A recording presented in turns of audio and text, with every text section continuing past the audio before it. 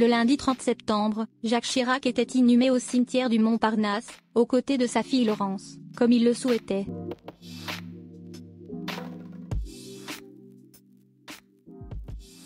Un dernier au revoir loin des médias, seulement en présence de ses proches.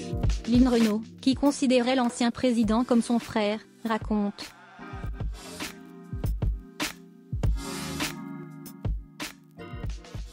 La douleur dans la dignité.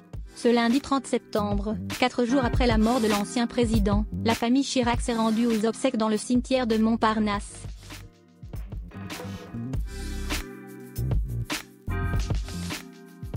« 30 personnes environ, Claude Chirac, son mari Frédéric Salatte-Barrou, son fils Martin-Ray Chirac. Une cérémonie des plus confidentielles, à laquelle sa mère, Bernadette Chirac, n'a pu se rendre à cause de sa santé fragile.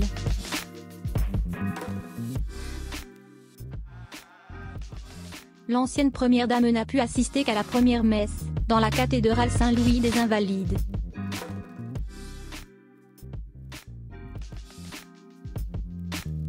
C'est donc seul que Claude Chirac s'approche du caveau où sera enterré son père, auprès de sa sœur Laurence, morte en 2016.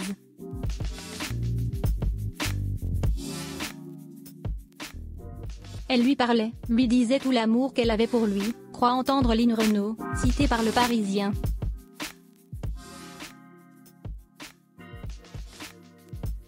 Puis la cadette de la famille part se mettre à l'écart, submergée par le chagrin, lorsque le reste du cercle Chirac dépose une fleur dans le caveau.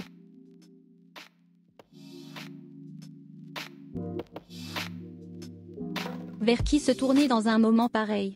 C'est Lynn Renault qui la rejoint, comme le raconte Le Parisien.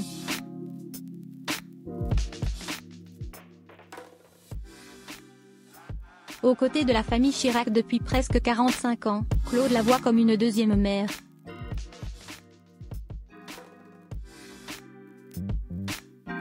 Claude m'a attrapé la main. C'était la main d'une femme forte, elle l'a serrée très fort.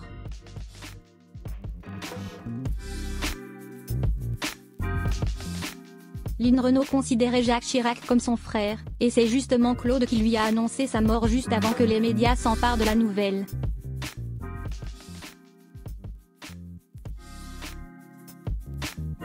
Les deux femmes restent unies, devant le caveau, pour un dernier au revoir. Je me suis tournée vers son visage.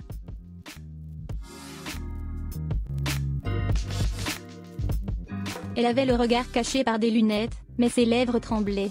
Elle a eu beaucoup de chagrin, et elle l'a contenu.